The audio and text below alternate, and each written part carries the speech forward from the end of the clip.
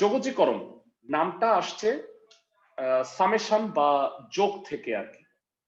তো ইন্টিগ্রেট করা মানে হচ্ছে সমবায় করা, মানে আমরা যদি একটু তোমাদের ডিফারেন্সিয়েশনে নিয়ে যাই, তোমাদের মনে আছে ডিফারেন্সিয়েশন করার সময় আমি একটা ফাংশনকে আমরা বলছিলাম যে ক্ষুদ্র ক্ষুদ্র অংশে ভাগ করা, এইটাকে বলা হয় ddx। মানে সাপোজ এটা একটা function f of x, y is a function of x, এটা হলো ক্ষুদ্র অংশ dx।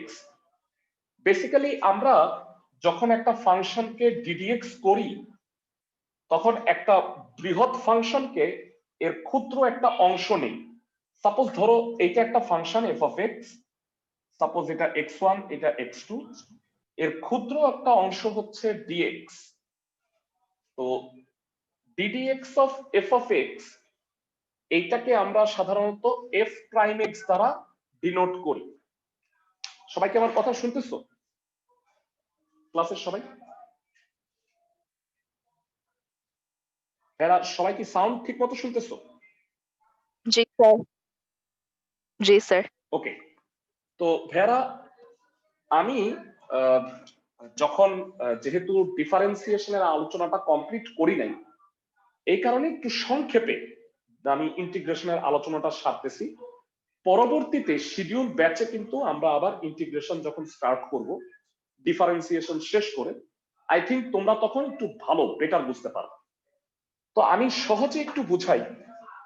ডিফারেন্সিয়েশনের সূত্রগুলার প্রমাণ আমরা কিন্তু অলরেডি শিখছি, যেমন sin x কে ddx করলে cos x হয়, মানে sin x এর পরিবর্তনের হার বা sin x এর ক্ষুদ্র একটা অংশের পরিবর্তনের হার হচ্ছে cos x। ইন্টিগ্রেশন টার্মটা কিভাবে আসছে দেখো, ডিফারেন্সিয়েশন মানে হচ্ছে ক্ষুদ্র অংশে ভাগ করা, আর সেই ক্ষুদ্র অংশগুলোকে মানে যোগ করে আবার মূল ফাংশনটা পুনরুদ্ধার করাই হচ্ছে।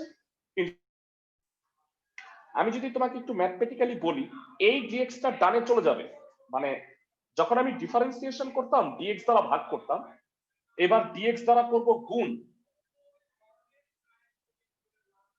তাহলে এটা হলো cos x into dx, আর এইটা হলো d ফর হচ্ছে ডিভাইড মানে ভাগ করা, অন্তরীকরণ। এইটা যখন ওই পাশে যাবে, যারা বলতো ভাগ করা বা ক্ষুদ্র করা এর রিভার্সটা কি হয়? এটা ওই পাশে গেলে ইনভার্স হয়ে যায় না? ইনভার্স চিহ্নটা হচ্ছে ভেরা সামেশন বা ইন্টিগ্রেশন সাইন। উল্টা কাজটা দেখো, dx টাকে ওই পাশে পাঠাইছি, আর d ফর ডিভাইড, তো ডিভাইডের ইনভার্সটা হচ্ছে ইন্টিগ্রেট, এটাকে ইন্টিগ্রেশন সাইন বলে। তো ডিটা ওই পাশে গেলে হবে integration of cos x dx which is sin x। তো আমরা কিন্তু ইন্টিগ্রেশনের কোনো ফর্মুলারই বেসিক্যালি প্রমাণ শিখবো না। তোমরা ডিফারেন্সিয়েশনের যে সূত্রগুলো শিখে আসছো তার রিভার্সই হচ্ছে ইন্টিগ্রেশনের ফর্মুলাগুলো। আমি যদি একটু বুঝা বলার চেষ্টা করি, cos x কে ইন্টিগ্রেট করলে কি হয়, কে কে বলতে পারবা? cos x dx কে sin x হবে। sin x কে ইন্টিগ্রেট করলে কি হয়, কেউ কি বলতে পারবা ক্লাসের কেউ? আমি কারো রেসপন্স পাচ্ছি না। আচ্ছা সহজ ভাবে বলি, cos x কে ddx করলে কি হয়, এটা তো মনে হয় সবাই পারো। cos x কে ডিফারেন্সিয়েট করলে কি হয়? Minus sin x। তাহলে এটাকে ওই পাশে পাঠাও, d cos x equal to হচ্ছে integration of minus sin x dx, sorry cos x। তাহলে এই মাইনাসটা যদি এই পাশে পাঠাও, তার মানে sin x dx হচ্ছে minus cos x plus c। আচ্ছা এই c এর ব্যাপারটাই পরে আসতেছি। ডিফারেন্সিয়েশন এবং ইন্টিগ্রেশন এই দুটা হচ্ছে পরস্পরের বিপরীত প্রক্রিয়া। সবাই কি আমার কথা বুঝতেছো ক্লাসের জি সবাই? স্যার। জি স্যার। এবারে আসো ফর্মুলায় চলে আসতেছি আমরা।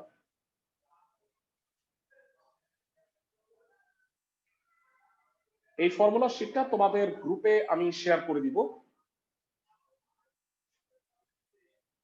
যারা যারা ফর্মুলা শিক্ষা পাও নাই, ভেরা একটু মনে করো, এই আজকের জন্য আমাদের 1 থেকে 10 এই সূত্রগুলো লাগবে। তো প্রথমত আমি যেই সূত্রটা পড়াতে চাইতেছি যে sin x কে ইন্টিগ্রেট করলে হয় মাইনাস cos x। চিন্তা করো, cos x কে ddx করলে হয় মাইনাস sin x, তার রিভার্সটা কি হবে? sin x কে ইন্টিগ্রেট করলে হবে minus cos x। x to the power n কে ইন্টিগ্রেট করলে হয় x to the power n plus 1 by n plus 1। আমি যদি তোমাদের একটু বুঝাই দিই, ভেরা সাপোজ তোমরা আমাকে একটু বলতে পারবা এইটাকে ডিফারেন্সিয়েট করলে কি হয়?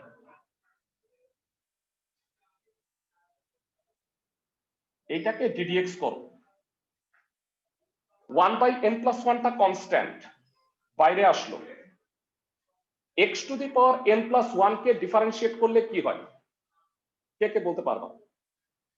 নামাও কমাও, n প্লাস 1 টা নামাও আর পাওয়ার 1 কমাও, তো n প্লাস 1 কাটা যাবে, তো এটা হলো x to the power n। তাহলে রিভার্সলি আমি বলতে পারি উল্টা, x to the power n dx কে ইন্টিগ্রেট করলে হয় x to the power n plus 1 divided by n plus 1। এবারে আসো, এরা আমরা এই উদাহরণটা অনেকটা এভাবে দিতে পারি। সাপোজ ধরো একটা কাচের গ্লাস, এই কাচের গ্লাসটাকে আমি আছাড় দিলাম, এটা কতগুলা টুকরা হয়ে গেল। এই প্রক্রিয়ার নাম হচ্ছে ভেরা ডিফারেন্সিয়েশন। এইবার আমরা সেই টুকরাগুলি যদি জোর মানে মানে ঠিক মতো অ্যারেঞ্জ করে এটাকে আবার গ্লাসে রূপান্তর করি, এই প্রক্রিয়াটার নাম হবে ইন্টিগ্রেশন। কিন্তু উদাহরণটা ভালো করে বুঝো, যখন তুমি আছাড় দিছো, বড় বড় টুকরাগুলা না হয় পাইলা, কিছু ক্ষুদ্র গুড়াগুলা কিন্তু পাওয়া যায় না। তো তুমি এটা জোড়া লাগাইলেও, গ্লাসটা জোড়া লাগাইলেও সেটা কি সম্পূর্ণ আগের শেপের হবে? না। না স্যার। তো সেখানে ভুলের কিছু মাত্রা থাকবে, সেই ভুলের মাত্রাকে বলা হয় যোগজীকরণ ধ্রুবক, যেটাকে প্লাস সি এটা দ্বারা ডিনোট করা হয়। এইটার মান অ্যাপ্রক্সিমেটলি আমরা মানে টেন্স টু 0 ধরে নেই, তবে এটা একটা সার্টেন অবশ্যই ভ্যালু আছে। এটা আসলে কি আমি যদি একটু ব্যাখ্যা করি তোমাদের, যদিও তোমরা এখনো পুরো ডিফারেন্সিয়েশনটা পড়ো নাই, দ্যাট ইজ ওয়াই একটু এই জিনিসগুলো জানো নাই এখন। খেয়াল করো, সাপোজ আমরা এই ফাংশনটা x1 থেকে x2 পর্যন্ত আমরা এই ফাংশনটার মানে এরিয়াটা বের করব। ইন্টিগ্রেশন দ্বারা বেসিক্যালি এরিয়াই বের করা হয়। তো আমি করি কি, এখানে ক্ষুদ্র ক্ষুদ্র আয়তক্ষেত্র নেই, অনেকগুলো আয়তক্ষেত্র, এই আয়তক্ষেত্রগুলো যোগ করেই কিন্তু আলটিমেটলি আমাদের এই পুরা ক্ষেত্রটা পাওয়া যায়। এখন আমাকে বলো, এটা কি সম্পূর্ণ আয়তক্ষেত্র? ভেরা তুমি যে বিবেচনা করতেছো এটা আয়তক্ষেত্র, প্রকৃত অর্থে এটা একটু কি জায়গা খালি আসছে না এখানে? সবাই কি জি আমার স্যার। কথা বুঝতেছো? এই মাত্রাগুলার সমষ্টিটাই হচ্ছে যোগজীকরণ ধ্রুবক প্লাস সি। আমি কি বুঝাইতে পারছি ক্লাসের সবাইকে? জি স্যার। এরা এই ইন্টিগ্রেশন ফর্মুলাটা কেমনে আসছে আমি একটু বুঝায় বলি। এটা ধরো ফাংশন, আর এই ক্ষুদ্র পরিবর্তনটাকে বলা হয় dx। তাহলে এইটা যদি f of x, মানে সাপোজ এইটা হলো f of x আর এই ক্ষুদ্র পরিবর্তনটা হলো dx, তাহলে বলবো এই আয়তক্ষেত্রটার ক্ষেত্রফল কত? আয়তক্ষেত্রটার ক্ষেত্রফল হবে f of x into dx, আর এরকম অসংখ্য আয়তক্ষেত্র যোগ করলে কত, x1 থেকে x2 পর্যন্ত যোগ করলে আমরা এই এরিয়াটার ক্ষেত্রফল পাবো। তো বেসিক্যালি তোমাকে কেউ যদি বলে যে ইন্টিগ্রেশনের কাজটা কি, তাহলে তুমি বলবা একটা নির্দিষ্ট সীমায়, একটা নির্দিষ্ট সীমার মধ্যে মানে কোনো একটা বক্ররেখা বা সরলরেখা দ্বারা আবদ্ধ ক্ষেত্রের ক্ষেত্রফল নির্ণয়ের জন্য ইন্টিগ্রেশন ইউজ হয়। এরা তোমরা কিন্তু সাধারণত সাপোজ এটা যদি একটা ট্রাপিজিয়াম হইতো তাহলে তুমি সূত্র প্রয়োগ করে ক্ষেত্রফলটা বের করতে পারতা। এই ক্ষেত্রটার কি নাম বলতে পারবা? তেরা বেড়া হইলে এটা একটা বক্ররেখা। তো যেটার না। সূত্র তুমি পারো না সেইটার এরিয়া বের করার জন্যই মূলত ইন্টিগ্রেশন ইউজ হয়। আমি কি বুঝাইতে পারছি ইন্টিগ্রেশন কোথায় ইউজ হয়? জি স্যার। আর ফর্মুলাগুলোর প্রমাণ তোমাদের এই কারণে শেখা লাগবে না, কারণ তোমরা কিন্তু ডিফারেন্সিয়েশনের সূত্রগুলো অলরেডি শিখে আসছো, তো সেটা উল্টা। তো একটু জিজ্ঞাসা করি, 10x কে ddx করলে কত হয় বলো? sec square x।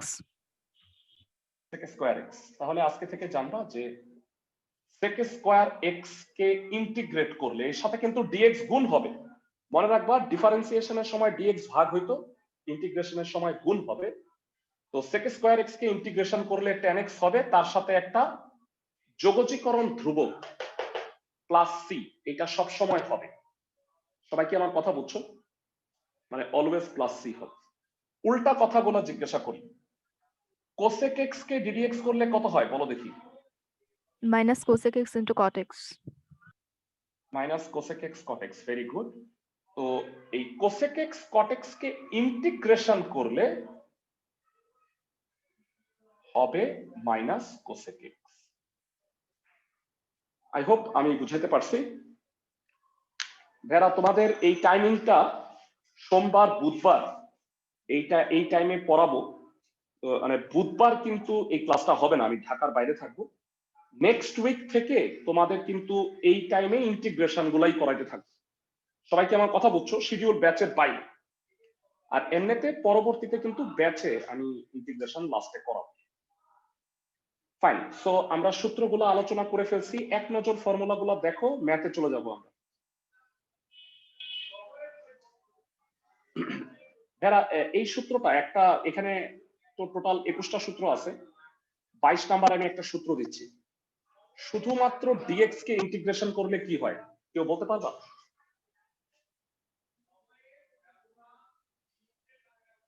ভেরা, আমি আরো সহজ করে দিচ্ছি, আমাকে বলো x কে ddx করলে কত হয়? 1 1 x হবে। x কে ddx করলে 1 হয়, তাহলে 1 কে ইন্টিগ্রেশন করলে x x হবে। হবে। সবাই কি বুঝতে পারো? আরো সুন্দর ব্যাখ্যা যদি চাও, সবাই তো এই সূত্রটা জানো, x to the power n হচ্ছে বাড়াও মানে x to the power n+1 by n+1। তো 1 কে লেখা যায় x টু দি পাওয়ার 0। এখন বলো x টু দি পাওয়ার 0 হলে কি হবে উপরে? x to the power 0 plus 1 divided by 0 plus 1, তো এটা হবে x প্লাস c।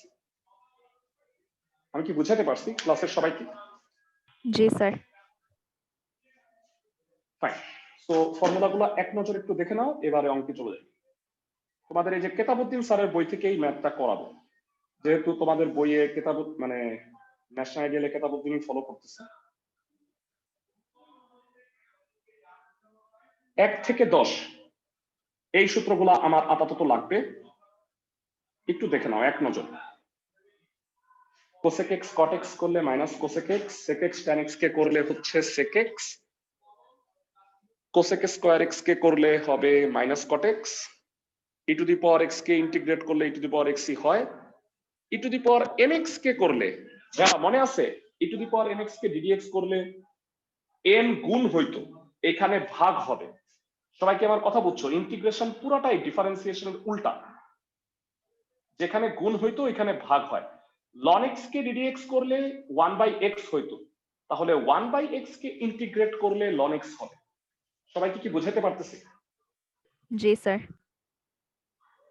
তোমাদের কাজ হবে ভেরা, এই যে ফর্মুলার শীটটা এটা ক্লাস শেষে আমি দিব, মানে এখনই সবগুলা লাগবে না, এখানে 10 পর্যন্ত লাগবে তোমাদের। আর 22 নাম্বার যেটা বলছি ইন্টিগ্রেশন অফ dx শুধু x, এইটা হচ্ছে এই মানে 10 এর এ চ্যাপ্টারের জন্য লাগবে।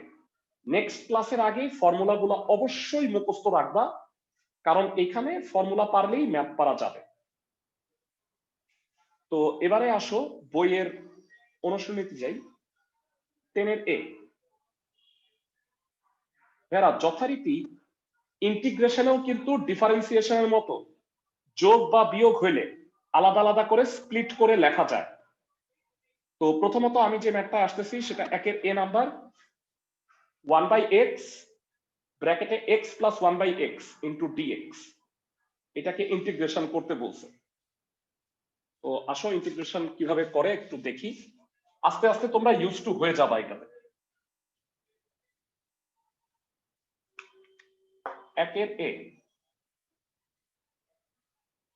1 by x x plus 1 by x dx. প্রথমত গুণ করে দাও ব্র্যাকেটের ভিতরে 1 plus 1 by x square dx. এবার দুই টুকরা করো 1 ইন্টু ডিএক্স, এটাতে ডিএক্স হবে, আর 1 বাই এক্স স্কোয়ার কে লেখা যায় এক্স টু দি পাওয়ার -2। সবাই কি বুঝতে পারো কেন এইভাবে লিখছি? জি স্যার। দেয়ার ফর্মুলা আছে এইভাবে। প্রথমত বলো ডিএক্স কে ইন্টিগ্রেশন করলে কি হয়? এক্স প্লাস মাত্র সি। বলছি এক্স। ভেরা তোমরা মনে রাখবা যদি একাধিক ইন্টিগ্রেশন হয় তাহলে কিন্তু শেষে সি একটাই লিখবা, মানে ধ্রুবক যোগ ধ্রুবক কি একটাই ধ্রুবক হয় না? তো যতই ইন্টিগ্রেশন হোক না কেন শেষে তুমি একটাই প্লাস সি লিখবা। আমি কি স্যার বুঝাইতে সেটাকে পারছি? লাস্ট লাইনের দিকে লিখে দিব? লাস্ট লাইনে না, লাস্ট ইন্টিগ্রেশন যখন উঠে যাবে তখন। সবাই কি বুঝতে পারছো? ও আচ্ছা আচ্ছা, জি sir. Okay, x to the power n এর সূত্র কি বলো? X to the power n minus one by minus one, মানে x to the power n plus one by n plus one. এটা হলো ফর্মুলাটা, তাই তো? তো আমাকে বলো যে এখানে এন হচ্ছে -2 প্লাস ওয়ান হচ্ছে -1, নিচে -1। তো এই প্লাস মাইনাসে মাইনাস হবে, আর এক্স ইনভার্স মানে 1 বাই এক্স। তো উত্তরটা হচ্ছে x minus 1 by x plus. আমরা পড়ায় 1 মিনিট একটু বিরতি রাখতেছি।